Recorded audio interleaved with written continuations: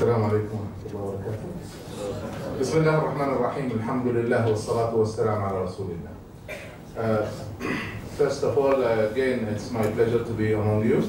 And to me, this session is the most important session in my whole trip, besides meeting, of course, Brother Anwar, because I look at this session as, inshallah, a start of continuation in our meetings in the future, bi'idhnillah, to train the future leaders of Malaysia and the Islamic movement in Malaysia. As I said in the convention, training has three purposes.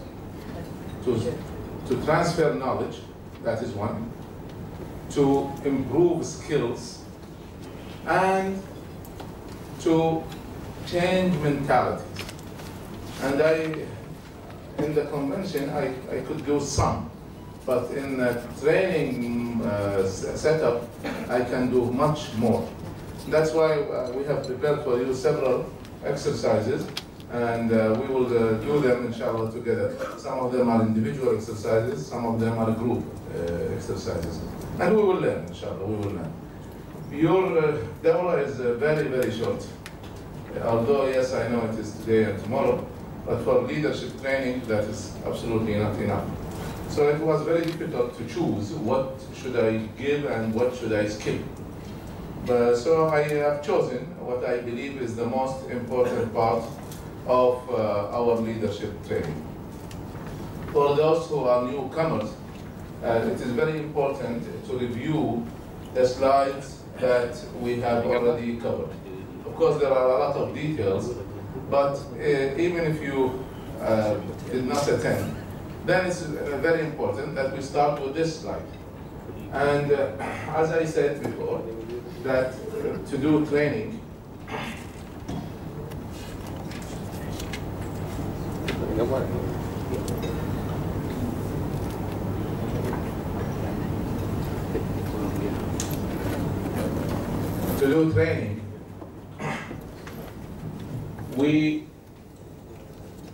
we need to practice, not only listen. And this is part of what we will do. And to do training, I presented a model. And the model, in short, is, to remind you, is we decide what are the roles of leaders, and then what are the competencies these leaders need, and then we do assessments to our students to see what competencies they lack, and then we fill the gap with training, again. So it's 4 parts. First of all, we decide what are the roles. Secondly, we decide what are the competencies. Thirdly, we do assessments to see what is missing. No, I don't need this. And lastly, we do the training to fill the gaps. What is missing, we do the training. So it is a very clear module of training and leadership. To remind you, we have covered this. Al-Wijha is the direction. That's what leaders do. These are the 8 things that leaders do. Leaders set the direction, of course, with the participation of their followers. And that is, in short, setting the vision and deciding on the plan. Secondly, they are role models for their followers. And this needs from them to be credible and to be present. Thirdly, leaders master change and manage change. Otherwise, they are not leaders. And to manage change, they need to challenge the present, the status quo, and they need to be creative, bring something new. The 4th role of leader is tahfiz, motivation. And it is 2 parts, encouragement and appreciation. Then they are in charge also of at-tadreeb, the training. And they must train themselves continuously to improve themselves, and they must make sure that their followers get the right training. Then number 6 is relations. The 6th role of leaders is relations. And there are two kinds of relations. Relations outside the organization with those who might affect the organization, and relations within the organization with the major players in the organization. And then we talked about intervention, and we mentioned that this is the part where management and leadership meet. And they solve the problems that are persistent, and if their followers become incapable of solving a problem, then they must intervene. And finally, we talked about empowerment, and we said to empower your followers, then you need to have them participate, especially in decision making, and then you must pass to them authority, ability to decide without going back to you. So we have covered all of that. Now we come to the second part, and that is the competencies, the leadership competencies. What do leaders need to achieve these roles, to practice these roles? Now, from now on, we will go back and forth with the slides. So whenever I reach a point that is covered with an exercise, then we will stop, take the exercise, and come back. Yes, Yafi? This training module or model that you see, how is it related or compared with the training of the Jamaah of Ikhwan Muslimin, for example, because they have their own training modules and training training program? Yes, thank you. In Jamaah, there is general training for the members, and there is training for the future leaders. This is the training for the future leaders. I am in charge of the training of future leaders in all of Jamaah. So they send me their students from 30 countries every year, and we train them for intensive training for 21 days. But we do it also inside the countries in 2 or 3 years training. So the Jamaah training is the general tarbiyah, the general introduction to leadership. This is the detailed and more specific, and it is tailored towards the future leaders. So this is higher in general. You may ask questions as we go. There's no question and answer session. So whenever you have a question, just raise your hands and we will take your questions today and tomorrow. Right. So what are the competencies that leaders need? Remember, this is a model that is built on step by step. So for each of these roles, we need to make sure that we have the right competencies.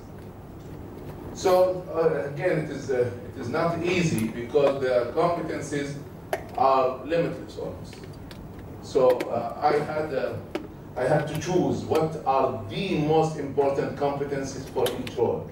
It doesn't mean that other competencies cannot be added. You can add. But what I present is the minimum, is the absolute minimum that we need for competencies.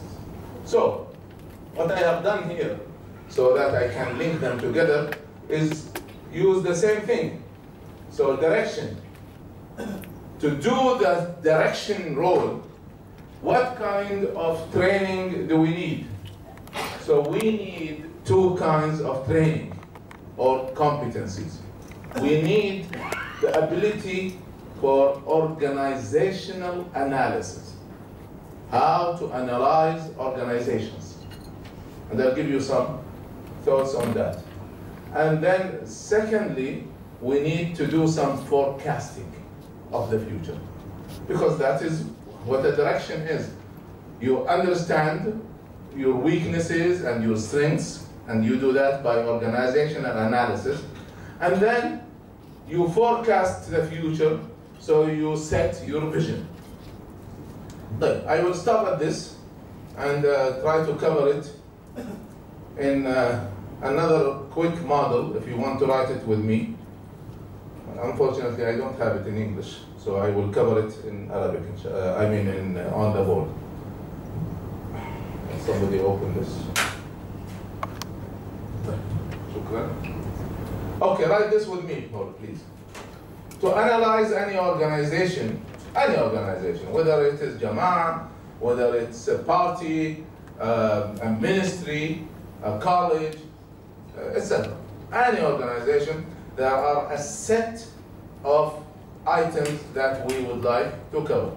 So let me give you a short story on this. One day I was visiting Jeddah, and one of my friends there in Jeddah, he has one of the most famous schools in Jeddah. And I start school. I have a company that starts schools. So he said, Dr. Tareq, can you please come and evaluate our school? I said, I don't have the time, I'm sorry. And my program is already full. I said, please, anything that you can do. Since he was a dear friend, so I said to him, fine. What I will do is, the only time that I have, is I can stop on my way to the airport for half an hour, and then I have to leave. So he accepted. So I went. I said, listen, I don't have the time. Half an hour, I have to leave. So we started walking, and he was telling me about the school and what does it do, etc. And while we walked and we saw the classes and the facilities, etc., I was asking him and his major team that was working with us some questions. So when we are done, he said, what do you think? I said, do you want the truth? Or do you want me to just praise you? He said, no, please, tell me the truth. I said, you get an F minus. What? You're not serious? He said, I'm very serious. I know how to evaluate any organization within half an hour. I will teach you how to do it. So I said, no, brother, this is impossible. You cannot do it in half an hour. You must give us more time. I said, fine. Inshallah, next trip, I will give you more time. So the next trip, I gave them 4 hours. So they presented everything, and they showed me everything, the curriculum, the plans, etc. So when he was done, I said, are you done? Anything else that you want to show me? And he said, that's it. Wallahi, F minus. You don't get anything more than F minus. There are 12 items in evaluating any organization. And your school has only 3. So, if a student of yours gets 3 out of 12, what do you give them? F minus. We will learn together now how to evaluate any organization using this model. But to do it more interestingly, please take a new piece of paper, and write a name of an organization that you would like to evaluate. Any organization. Whether it's a company you work in, or a Jama'ah, or a group, or a party you are a member of, whatever. The only condition is that you know this organization very well, because you cannot evaluate if you don't know it. So, everyone please write a name of an organization on a piece of paper. Again, it can be a company, it can be a ministry, a major section of a ministry, it can be a college, whatever you want. Are you ready? Yeah, ready. No, not a family. No, don't evaluate a family. Okay? It doesn't work. There's another system there. So that's important. And you cannot evaluate an individual. I will show you how to evaluate individuals later on. So this is a system for organizations, not for everything. Anything else? Any questions before we start? So what I'll do is I will present to you the 12 items on how to evaluate organizations. For brothers and sisters who just came, please take a piece of paper, quickly, and write a name of an organization that you would like to evaluate. We will give you now how to evaluate organizations. And this is again a major part of leadership training. To be a real competent leader, you need several competencies. And one of them, the first one that we are covering now, is the ability to evaluate or assess organizations. So let's do it together.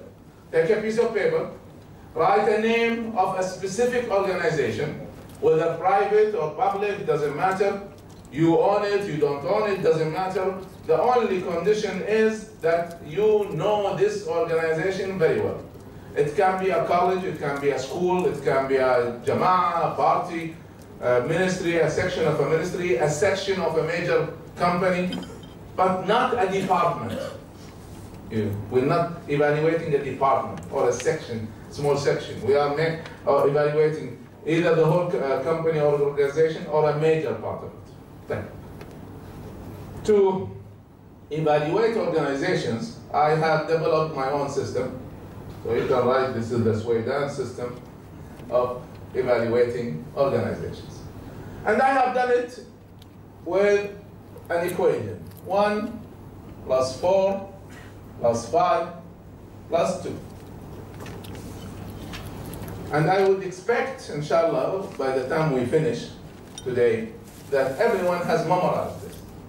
Not only the equation, 1 + 4 + 5 + 2, but the components of these equations. So what I will cover is 4 major areas of assessment. In the first area, there is 1 item. In the second area, there are 4 items. In the third area, there are 5 items. And in the last area, there are 2 items. So that's why it is written this way. And by the way, when we do training, if I give you the 12, you'll never memorize them. But if I give you the divided into sections, you try to avoid more than 5, then it's easier to remember. That's why I've done it this way. But the first area is planning.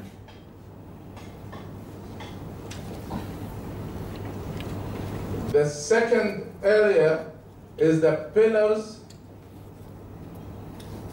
of the organization.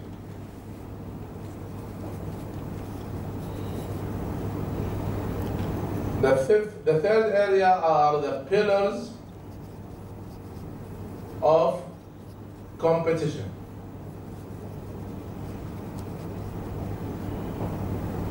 And the last area is the infrastructure.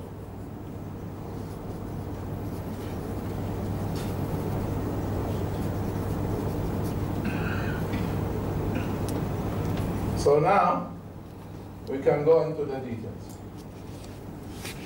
And I would expect you to memorize everything that I will write on this piece of paper, because it's a summary of a full course on how to evaluate organizations.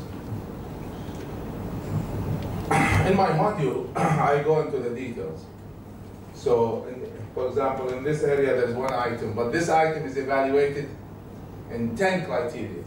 And each criteria is evaluated by 10 points. So the total, we're talking about an evaluation of 1,200 points. But because of your time limitation, I will give you only the major things without going into the detailed criteria. The most important part of planning is strategic planning. So now you write this, and next to it, you need to write a number out of 100. Evaluate your organization, the one that you have written. Before you give the number, listen please. Do your organization, I'll explain, and then you put the number. Do your organization have a strategic plan for at least 5 years ahead?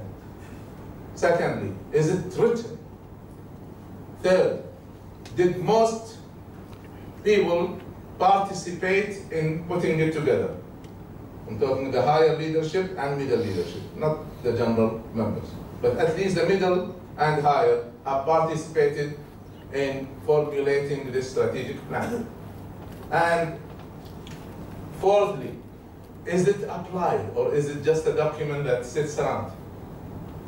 And finally, is there continuous follow-up and changes to the strategic plan as the competition around us changes? So with this in mind, give your organization an evaluation of 100. So you say 75, 25, whatever. So write a number, please. Are we done? Are we ready? Again, I'm giving you very, very summarized principles, but these are the most important. Okay, for pillars of organization, there are 4 main pillars. And I intentionally use this because Al-Arkan is a name that is used for the pillars. And without the pillars, the whole building will fall. Let's take, for example, as-salah. In salah, there are sunnah. If you miss a sunnah in the salah, you don't need to do anything. And in as-salah, there are certain actions that are called wajib. These are a must. But if you miss any of them, then you correct it with sujood as-sahw. And there are pillars. If you miss any of the pillars, what happens to your salah? It is void. It's gone. You have to repeat the whole prayer. In organizational work, there are pillars of the whole organization. There are 4 pillars. Anything else we can tolerate. But any problems with these major pillars will really give you an organization that looks like an organization, but it is really void from the inside. What are these pillars? Number 1, the idea, the fikra. And before you evaluate it, few points of explanation. Is the idea that the whole organization built upon, is it very clear? Is it definite? Do all members know what is the fikra? Is the fikra viable? It can work. Is it unique? Different from other organizations? Does it work on the long term and the short term? How valuable is your fikra, your idea? Evaluate that, please.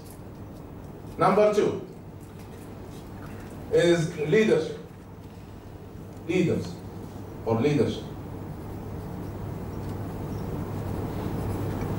And in this, before again you evaluate, I'll explain few criteria in this. How good are your leaders in that organization? That's one. But that's not enough. Is there a system to improve the leaders? Is there a system to change the leaders without a revolution? Is there a system to prepare the future leaders? So we're talking about that. How good are the leaders? How good is the system of choice, replacement, and succession planning? So give an evaluation of your organization on that. So if you have noticed, that's what. Now we're doing training. In the morning, we were talking. Training in the sense that you are applying what you're learning immediately. And that is a skill. So by the end of this, you have the skill of evaluating organizations because you did not only listen to it, but you also applied it. Yes? The morning you were differentiating about Tarbiyah and Tareq. Yes. They are interrelated also. Of course. Of course, Tarbiyah.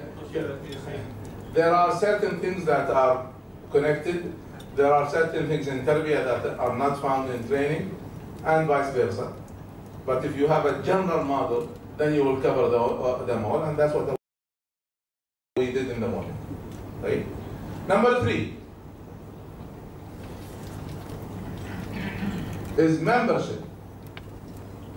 Members. Or if you are working in a company or a ministry, then employees. So members or employees. And again, before you evaluate them, I have few explanations. Is there a good system of choosing your employees? Is there a system to reject or to fire? Do you have a system of evaluation? Is the system of evaluation neutral and scientific, in the sense that it is not left to one person to decide? Do you do what we call, say, for example, 360 degrees evaluation? So it's not one person evaluating, it's many. So how good is your membership?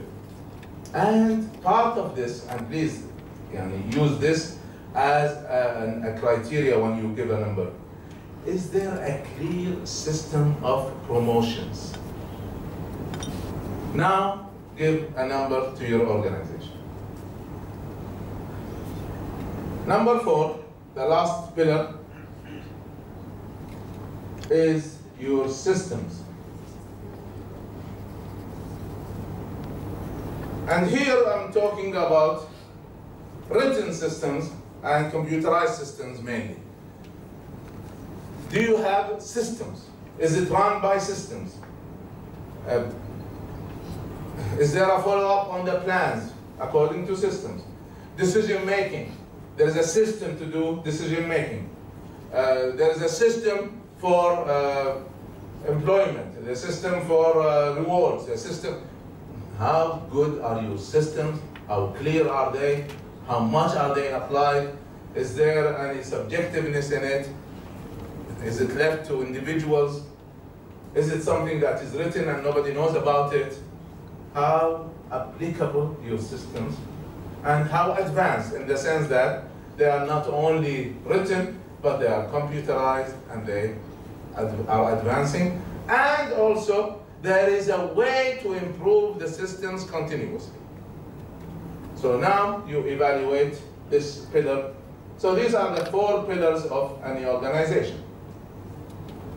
But what's the maximum score? 100 for each. So the total that we will get is 1,200. Right. Pillars of competition. This comes from a science, the science of competition, and I've written several books on that. And while I go in the training, I will mention some good books or references. Let's do this, please. Take a piece of paper, separate piece of paper. Write on it, on the top, references. So whenever I mention a website or a reference, don't write it anywhere else. Write it only on this paper. So by the end of the training, you have a piece of paper that have all the references. You don't have to look for them. And do that, by the way, whenever you attend any training. So that will save you time. So you take the paper, to go to the bookstores or the internet, and you have all the resources you're looking for. So, some of the good books on competition, of course, the classic is Competitive Advantage by Michael Porter. Competitive Advantage. Anyone needs papers? Brother Azman, our Sheikh, is passing them around. Anyone who needs more papers? Another good book is Competitive Strategies, also by Michael Porter. What was it again? Competitive Advantage, and the other one, Competitive Strategies, both by Michael Porter. There are 2 good books on competitiveness of nations. So if you are evaluating a country, Malaysia, for example, then there are better books than the ones that I just mentioned. And let me mention 2 books. The first one It's a very unique book. It's called Competitive Advantage for Nations by Michael Porter also. So really Michael Porter is the father of the science of competitiveness. There is two spaces here for those who just came. Brothers, sisters, you're welcome to have these seats. Another good book is Why Nations Fail. Why Nations Fail. I forgot the name of the author. But anyway, it's a famous book. Right. So as we go along, use this page for reference. So don't write your references anywhere else. For those who just arrived, please take a piece of paper, write what I'm writing on the board. This is how we evaluate organizations. And I'll tell you later why we do that. So there are 12 criteria, major criteria. So the first one is planning, and the criteria there is strategic planning. The second one, I called it the pillars of organization. And we have 4 pillars: your idea, your leadership, your membership or employees, and finally your systems. Now we are in the third part, and that is the pillars of competition. And we have 5 pillars of competition. Again, these are pillars. These are not something extra or nice to have. You must have these if you are going into real competition. So let's cover that. Number 1 is training. And before you evaluate your organization, please, for those who just came, sit next to somebody that has already been here. Let them explain to you what we're doing, and join with us quickly, please. And say astaghfirullah for coming late. Yes.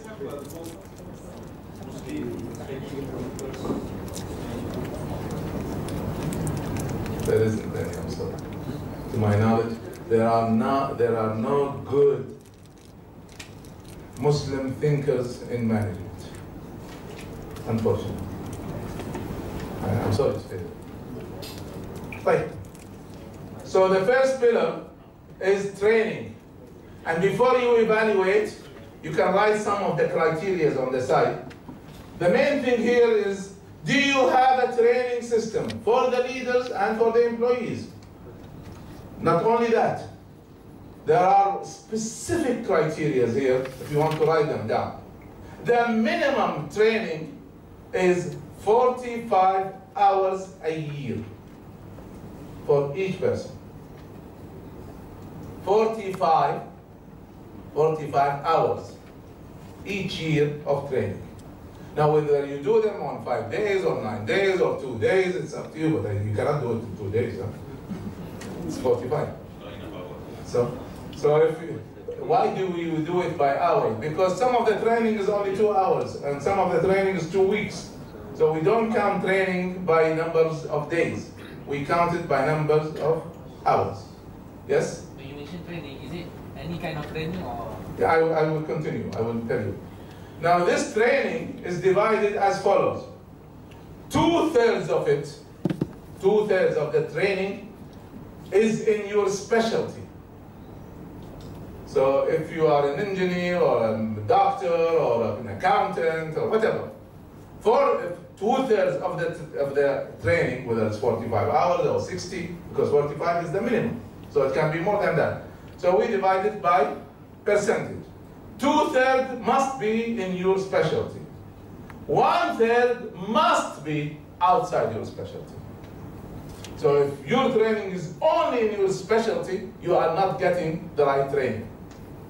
And going into other fields will help you perform in your field. And this is proven. I'm not done with the evaluation of training. Lastly, the budget for training is at least 3% of your expenditures. That is the minimum budget for training. Now evaluate your companies or organizations or jama'ah according to this. I know. So again, this is how we evaluate organizations, very specific, and we know exactly what to look for. So when I was working with the brother in the school, I was not really having a conversation. I was asking questions, and they looked like a conversation. Oh, mashallah, brother, do you have a strategic plan? I said, yes, of course. May I see a copy of it? I said, no, it's in my head. Then I know it's not there. And then I continue, mashallah, what do you do with training? We don't have a place for training. So how do your employees improve themselves? Yeah, we encourage them. Yeah, I know, there's no training. So I'm giving values now in my brain. So for strategic planning, 0. For training, 0, etc. So that's how we do it. And if you memorize the system, then you can do it in half an hour. So let's continue. What are the pillars of competition? Number 1, training. And I gave you how to evaluate training. Number 2, IT, technology. And here, the emphasis is on 2 things. The first one is using IT for management. Using your IT for management. So, are you managing the organization using technology? Do you have a website that serves your employees and your, let's take a school for example. Do you have a website that is the link between you and the teachers, the link between you and the parents, the link with the students on their homework, etc.? So that's one. So are you using it for management? The other thing,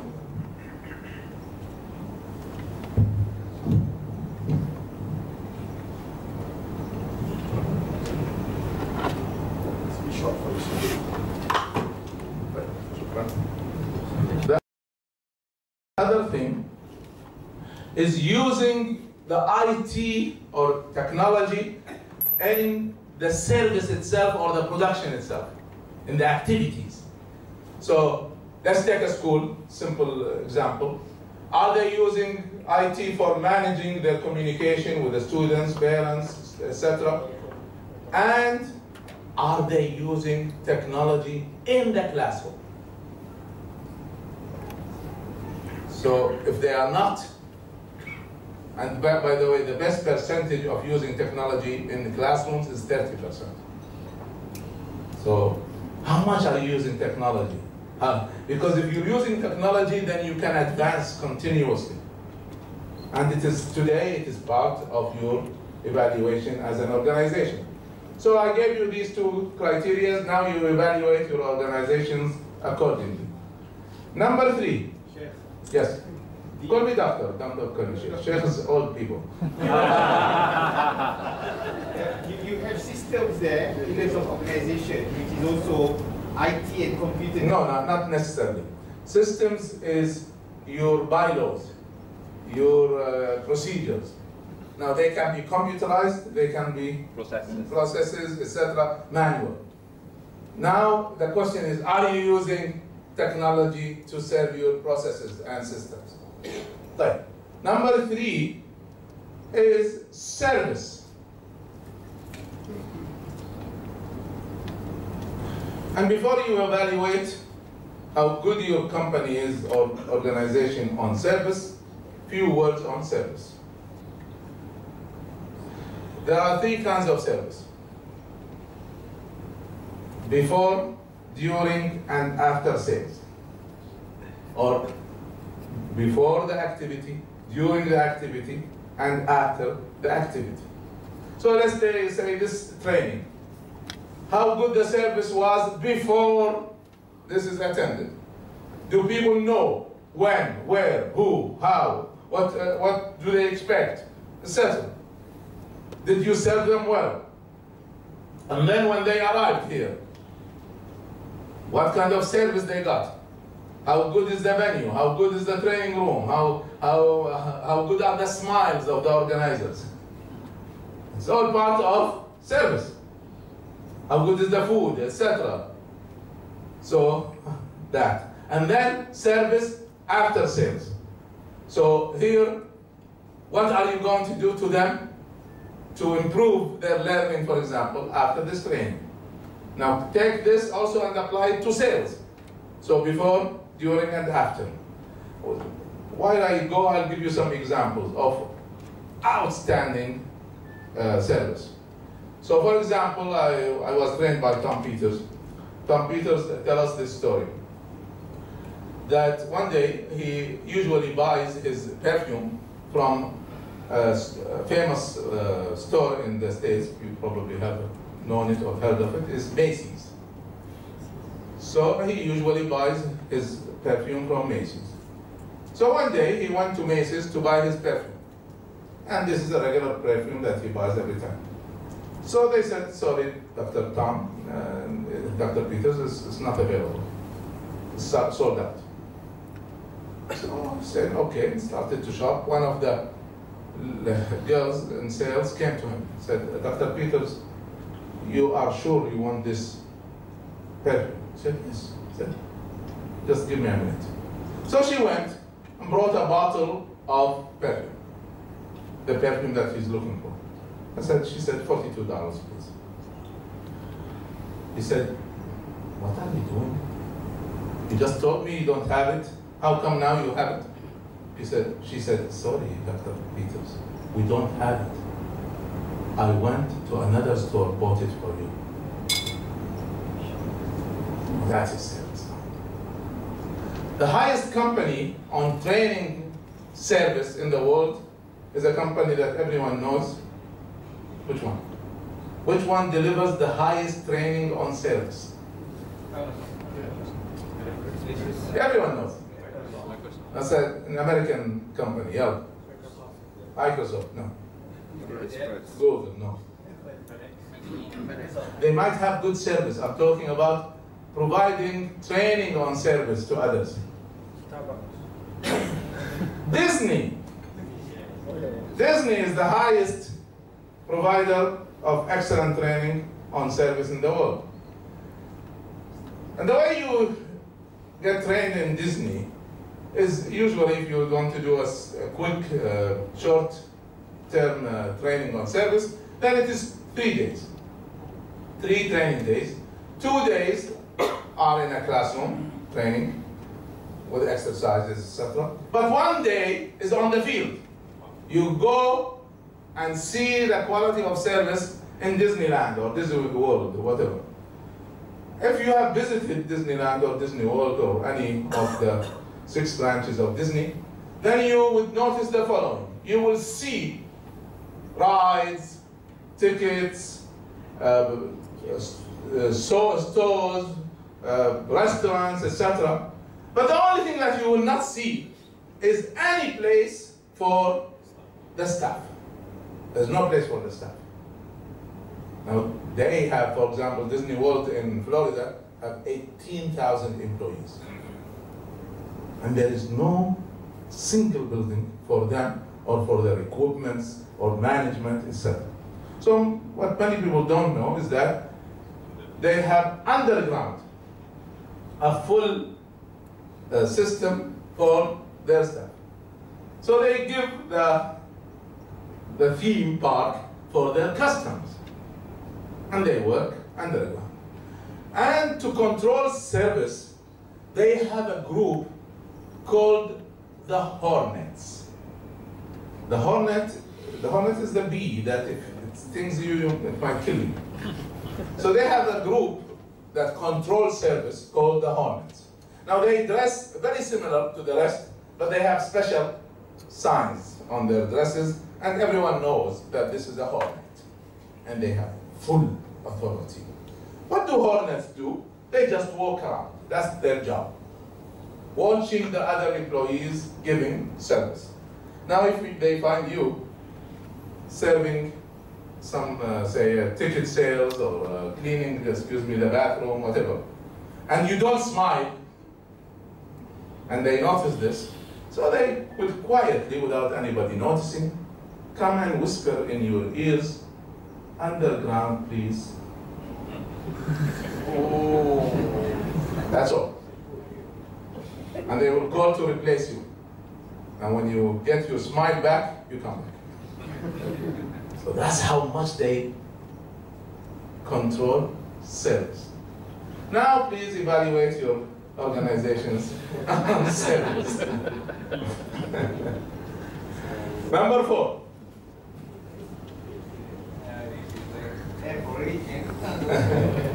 Marketing. Number 4 is marketing.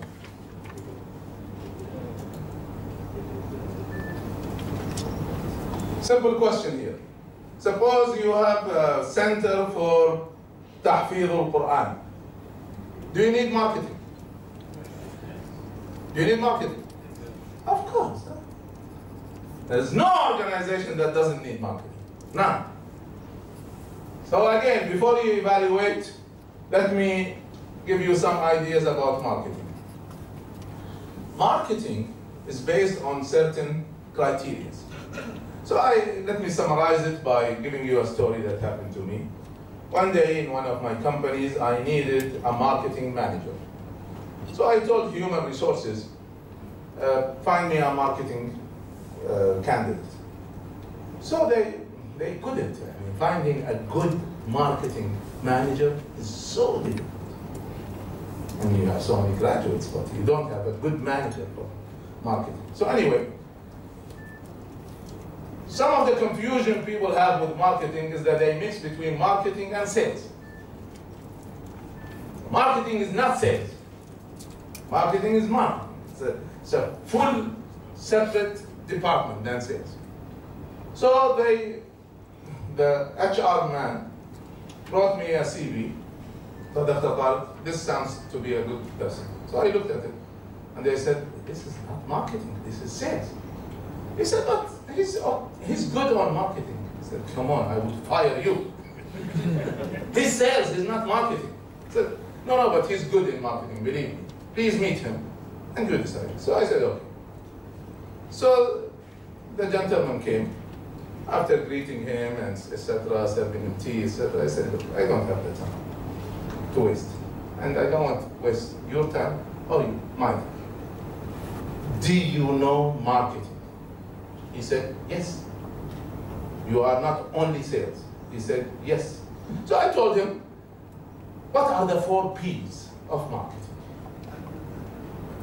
This is the basic. What are the 4 P's of marketing?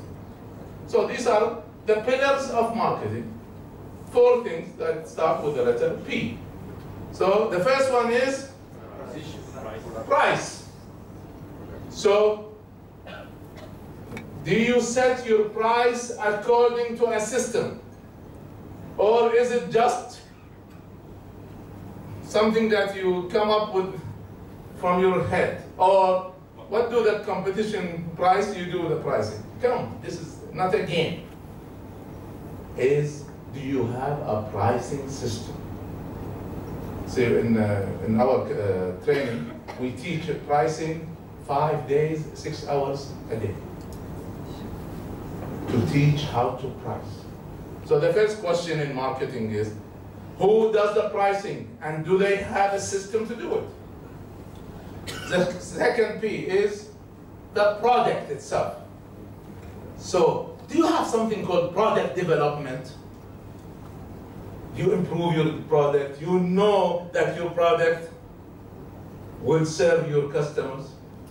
So, again, do you have that? Third P in marketing is place or position. And here my recommendation is, you must differentiate. Do your customers come to you or do you go to them? Now, if they come to you, then you must be located in a central area and have a very nice looking office. But if they don't come to you, for example, a training company does its training in hotels, for example. So your premises is for yourself, not for your customers. Then in that case, find something that is closer to your employees and make sure that it's comfortable, but not luxurious. This is not important to them, but comfortable. You don't put 4 people in a small room. So, again, but more important than that is the position of your place. The best company in the world that chooses its location is Starbucks. McDonald's. McDonald's is the best company to choose location. Number 3 is Starbucks. They really do a huge study to choose their location. Who knows what is number 2? Burger King. Because their strategy is to open next to McDonald's. Well, they don't spend anything on the location. They see where do McDonald's open? They open next to them. So anyway, so this is part of your evaluation. Where is your premises? Where do you deliver your service or sell your products? Okay. Number 4. No. So this guy, yes. So he said, product. I said, yes, excellent. And then he said, price. I said, yes, excellent. And then he said, Promotion. So I said, the meeting is over. You have to think what are the 4 P's, and you are in marketing.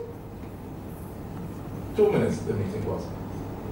I didn't know you need more than that. I mean, you have to think what are the 4 P's, then you don't know the ABCs of marketing. Yeah? So of course, it was over. Okay, number 4. What is it? Promotion.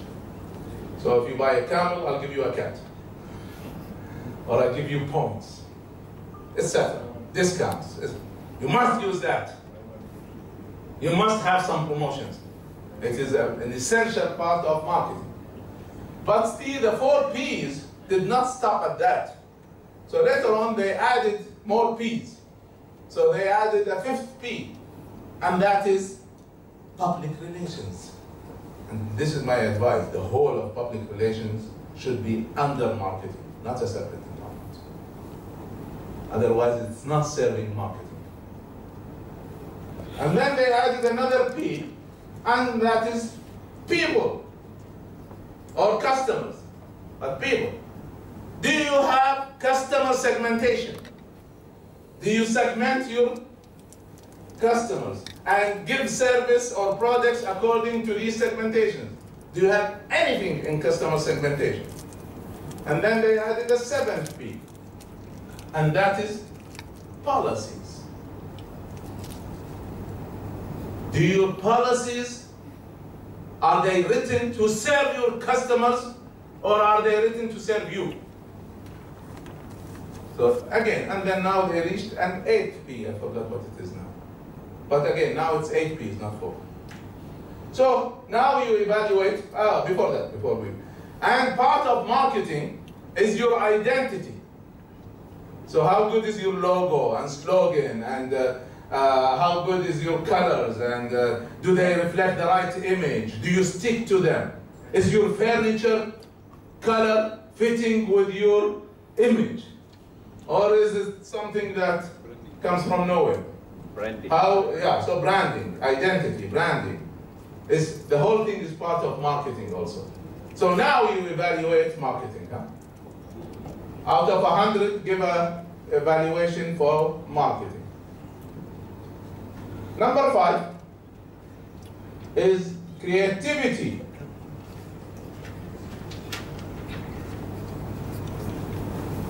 Creativity. And I don't want to go into the details of creativity because it's a very long and interesting subject, but to evaluate an organization on creativity The most important criteria is just only one criteria to me. If you want to write it down. What is the major creativity that you did this year for your customers? Again, it's a specific question. What is the major creative thing that you have done for your customers this year? It comes from a major idea. One creative service or product, really major, is better, listen, it is better than 20 small or medium creative services. Let me give you an example before you evaluate. So I started the American school in Kuwait. On the first year, our creative idea in the first year was, we are the only school, again, in our market, not in the whole world, doesn't have to be the whole world, but in your market. We are the only school that has a curriculum for building leadership personalities. Each student will get 2 lessons a week on leadership and personality building. So the whole country started to talk about it. Second year, we built 2 swimming pools, one for boys and one for girls. We were the only school that have a separate swimming pool for girls. Because usually they share and they have divide the time or the days between them. But again, we don't need to do that, so they can use it all the time. But third year, I did something, wallahi, I don't think anyone have done in the whole world. We were the only school that had a bank for the students inside the school. People would come from all over, even from outside Kuwait. Can we see your bank? We have heard about your bank. That's what you do with creativity. A new bank. Huh? A new bank. No, it's a unique bank. It doesn't deal with money. It deals with points. So for each A they get points, they deposit it. For each good behavior they get points. For bad behavior they will deduct points. And then at the end of the year we give them prizes according to their how many points they have collected. That's a very unique idea. But again, it's called the bank. And the students grade 1 to grade 12, they deal with the bank. So it's a unique idea. So the question to you, and the question to my friend when I was working with him, what is the creative idea that you have this year? He said, well, 5 years ago we built this great building. I said, I'm not talking 5 years ago. What is new this year? Oh, we finished our operational system. I said, this is for you. This is not for your customers. What is the creative idea for your customers this year? So there was nothing. And then the second question is, what will be your creative idea that you're working upon to deliver next year? So now you can evaluate your organizations. Like, lastly, the infrastructure. And again, it's an equation.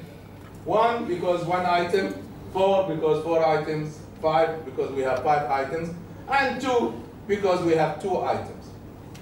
Number 1 is the premises or the building.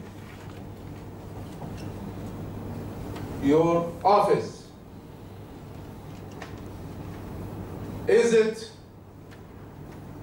a suitable building for your employees and for your customers? And I gave you the criteria to do that. How good is your premise? Wallahi, I have an advice for you. If you are starting a new company or a new organization and you don't have a good premise, good building, delay the start. Even if you delay a whole year. Don't start with a bad building or bad location. Because it will affect even the morality of your employees. So, how good is your premise? And finally, finances, money. And here we're talking about, do you have a clear system for income? Or is it something based on, Wallahi, barakallahu feekum, donations, help us please? Do you have a system? And then do you have a system for expenditure? Who can spend what, at what limit? And do you have an outside audit? Is your system audited? Etc. There are many, but these are the major things under finances. So your income, your expenditure, and your control. Fine. So now please add all the numbers and give your organization an evaluation out of 1,200.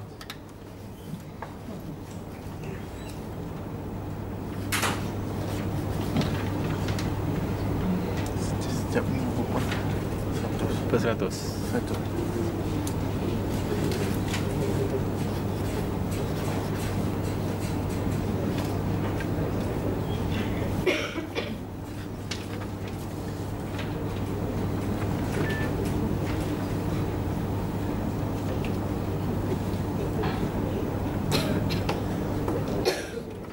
طيب, how are the results? Anything above 1,000? La samahallah. God forbid anyone gets more than 1,000. No one, huh? No one beyond 1,000. You have problems. If you have not reached at least 950, then you have a major problem.